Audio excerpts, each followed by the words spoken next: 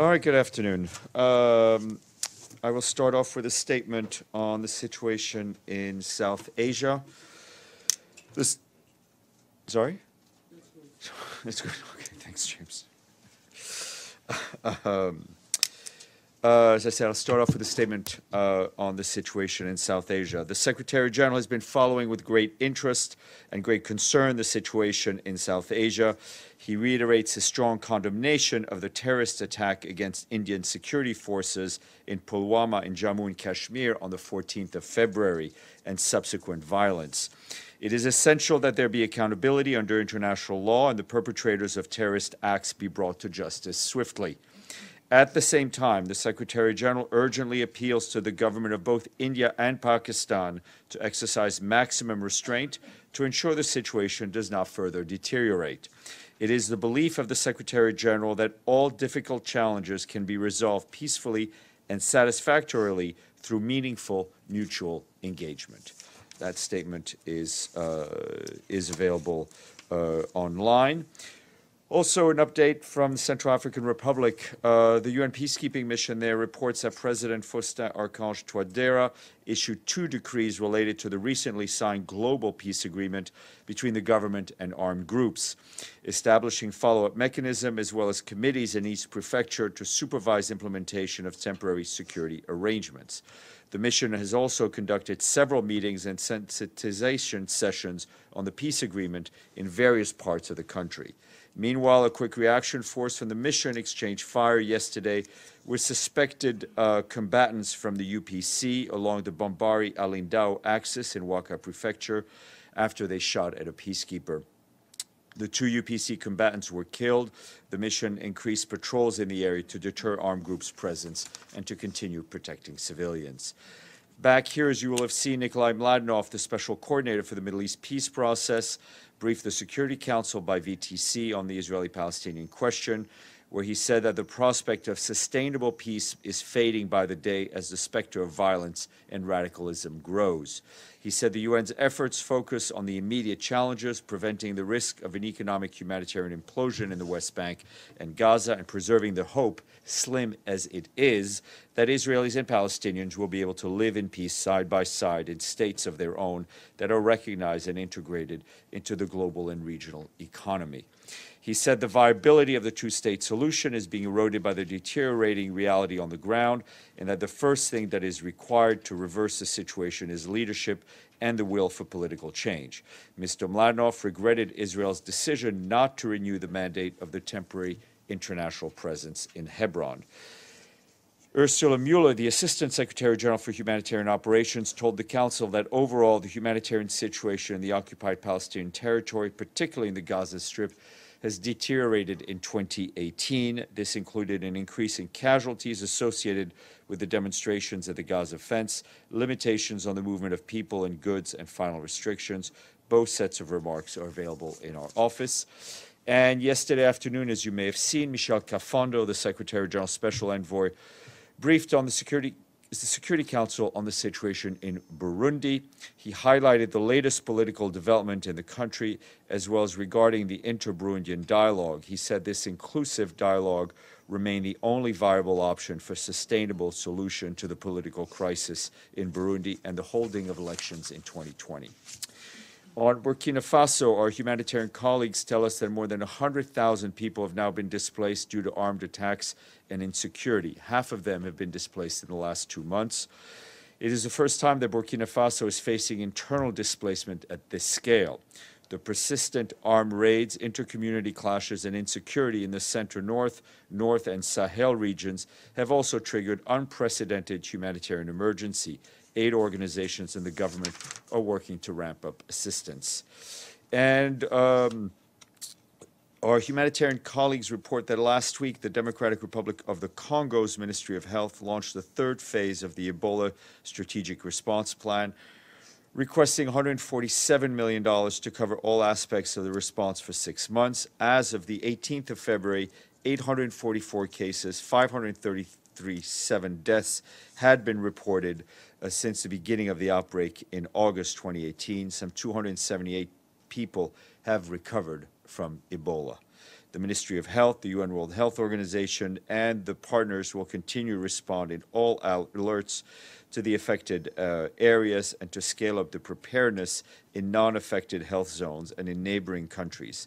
Serious security incidents and community mistrust continues to hamper the response to Ebola. And the World Health Organization reveals today that spending on health is growing faster than the rest of the global economy. This trend is particularly noticeable in low and middle income countries where health spending is growing an average 6% annually compared to 4% in high income countries. The 2018 Global Health Financing Report presents data for all WHO member states between 2000 and 2016. Health spending includes government expenditures, people paying for their own care, sources such as voluntary health insurance, employer-provided health program, and the activities of the NGOs. I have a senior personnel announcement to share with you. Today, the Secretary General is announcing the appointment of Major General Zia Reham of Pakistan as the force commander for the UN mission for the referendum in Western Sahara, better known as MINURSO.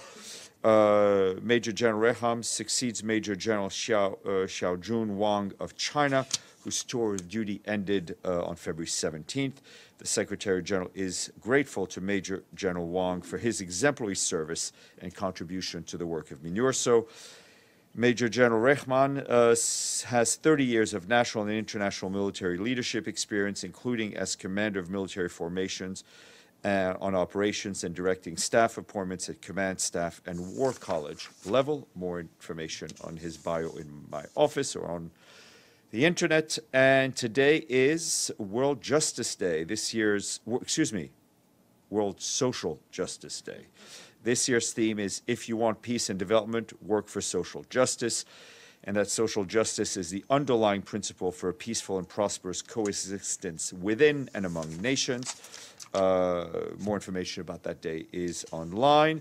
Also want to flag that beyond World Social Justice Day, today is UN Kids Day at UN headquarters. The Secretary General opened the day by greeting a group of children in the visitors' lobby. And throughout the day, kids will be able to take special tour of the UN, meet and greet UN security officers, even spend some time with Chloe, the staff therapy dog, which I will bring to the briefing one day for my benefit. And there will also be a treasure hunt and other activities if the older children are interested. And today our honor roll is up to 56, thanks to Micronesia, Slovakia, and a small island in the Caribbean that starts with a D. There you go. All right, I'll take your questions. Yes, sir. Thank you, Steph. Any development on the redeployment of forces in Hodeidah, Salif, and Ras Isa? And who is to blame if not? Nothing to report as of yet. I think Mr. Griffiths said he expected things to the redeployment take place, I think, in the coming days, but nothing yet to report. And blame will not be apportioned. We're looking forward to the full implementation of the redeployment plan. Mr. Bays. Two questions. The first one is on your statement on India and Pakistan. The Secretary General calling for meaningful mutual engagement between the two sides. The Pakistan side had asked for the UN Secretary General himself to get involved in this process to try and encourage this dialogue. Is he going to take on that role? As a matter of principle, and I think that's what the statement says, the Secretary General believes that all difficult challenges can be resolved through peacefully, satisfactorily, through meaningful mutual engagement. And same thing for his good officers, no matter where you look at them, both parties, as we said yesterday, both parties need to request it. And the second question was about Ukraine and the speech by the Ukrainian President Poroshenko to the General Assembly. In that speech, he again said he thought that a UN-mandated peacekeeping mission could be very useful in the Donbass, and he said a technical assessment mission which the SG could send to Donbass would definitely assist in this discussion. So can you read me back that quote? Yeah, here's the exact quote. A technical assessment mission which the UN Secretary General could send to Donbass in order to elaborate respective options would definitely assist to this discussion. So that's a suggestion coming from the Ukrainian president, who clearly is the host country involved here, that the UN should perhaps send a technical assessment mission to see whether a peacekeeping mission would be viable. Is that something? Look, I mean, I think you know, we all know what the procedures are for the deployment of a peacekeeping mission. The Secretary General and President Poroshenko, I think, had a good meeting, or having a good meeting as we speak. We hope to get a readout soon. In order to solve the situation in eastern Ukraine, the Secretary General has always believed and has always supported the lead of the efforts of the Normandy 4, the Trilateral Contact Group, the Minsk process, and obviously the OSCE. Carol. On the issue of an assessment mission, is that something that the UN is considering? I have no information on the eventual deployment of an assessment mission. Can you check? I mean, yeah. Yes. So, Mr. Mladenov, in his report, and I'm quoting, he said, for Israelis and Palestinians to get back on track for peaceful resolution of the conflict, the first thing that is required is a leadership.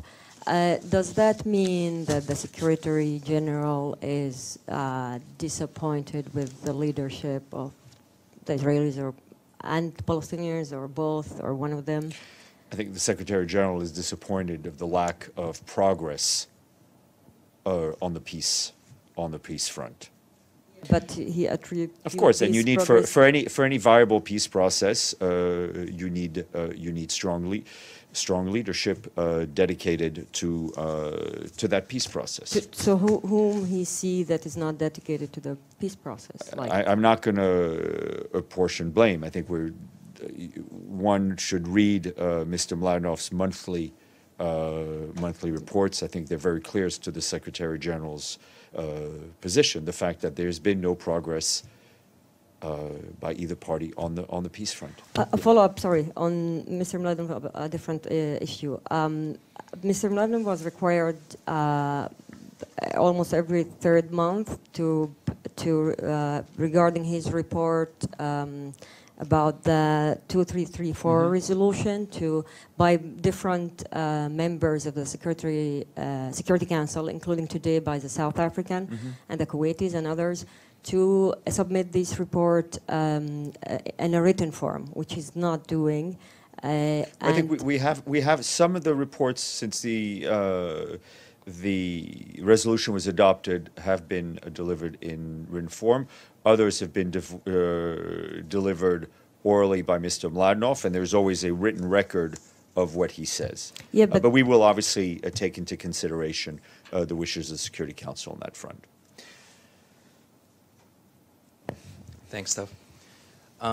Egyptian authorities executed 9 men for their alleged role in the killing of the country's public prosecutor in 2015. The executions were carried out today, despite the appeals of human rights groups, including Amnesty International, that called the trial unfair, and the accused men also said during the trial that they were forced into confessing via torture. Does the SG have any reaction to this? Secretary General stands firmly against the use of the death penalty in any case. Was he following the case, though? Is he? We've been following the situation in Egypt. We have. Let's move to the right, if I may, but we'll start with James and then we'll go to Benny. Hi there, Steph. Thanks. It's a question about ISIS. The right is my left. Exactly. It's a question about ISIS and the ever-diminishing size of the caliphate. There's a large number of former fighters, terrorists, their wives and their kids, and they're falling into detention under the Kurds. It's a bit of a mess in terms of what does one do with them. There's a lack of evidence in many cases. and also some of the European governments to which these countries are citizens are revoking their citizenship in some cases.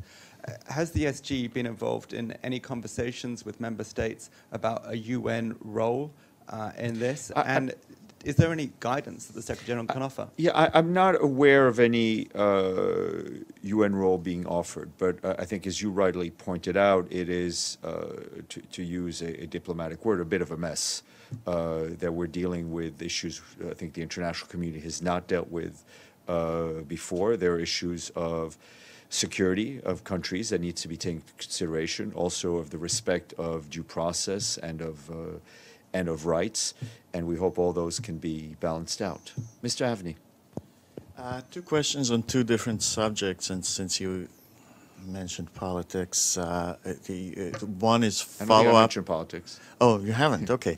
So, but I do have a question about what you defined as politicization of aid, as referred to in Venezuela. It now seems that the Maduro administration is accepting aid from Russia, but is not accepting aid from the U.S. Is that politicization? I think we have seen in the current situation in Venezuela, different parties politicize aid for the aid that we control, right? For the aid that is under UN auspices.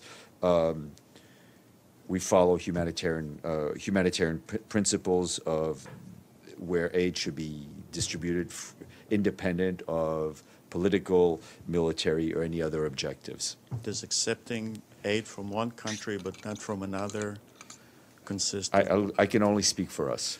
Okay, so the second question regarding what you said before about lack of progress in the peace process, is the Secretary General encouraged by warming up of relations between Israel and Arab states, as was shown in Warsaw, and is that helpful to the peace process in his view? That sounds like a question for a longer evening conference chat. Let's have it right now. Yeah, exactly. We have all the time in the world. I think it is always encouraging. Yassine, please. It is always positive when countries open up their diplomatic relations, when countries increase their dialogue. So I think that is always to be considered a positive step. There is also, as Mr. Mladenov pointed out, the central issue of lack of progress of dialogue between Israeli and Palestinian leaders. James. You said in answer to your earlier question that we know how things work in terms of how peacekeeping missions and technical assessment teams work. Actually, I don't. So could you tell me under what conditions the Secretary General would send a technical assessment team to look at the viability of a peacekeeping mission? Is that something he would only do on referral from, say, the Security Council? Could you just tell us how it works? I was hoping you knew, so I wouldn't have to answer. As you know, to dispatch a Security Council mission, we need a mandate from the Security Council, right? And that's clear. A peacekeeping mission. We would need a mandate from the Security Council. And I'm not aware of any debate within the Security Council. And we do not have a mandate for a peacekeeping mission in Ukraine or many other places. My sense is that and I will leave it at that for now. Madam. Thank you, Steph. You're not going to get a mandate from the council. Can't he go anyway and do an exploratory mission on the request? I will leave it at that. All right. The SG yesterday, was it yesterday or day before, had appointed a panel on sexual harassment. And that brought up in my mind, is there any progress on the UNAIDS controversy, or is it still going? I think the panel, as I understood it, is really having to do with how we engage. Sorry? No, you're right. Yeah. The panel has to do with how we engage with civil society, with NGOs, on fighting the issue of sexual abuse done by whether it's peacekeepers or international staff. It is not. It has nothing to do with the issues regarding sexual harassment within the UN, of which the Secretary General is very much engaged in. As for UNH, you would have to ask them. Is that a never-ending process? What is? It seems like a never-ending procedure at UNAIDS, no? I don't know. You'd have to ask UNH.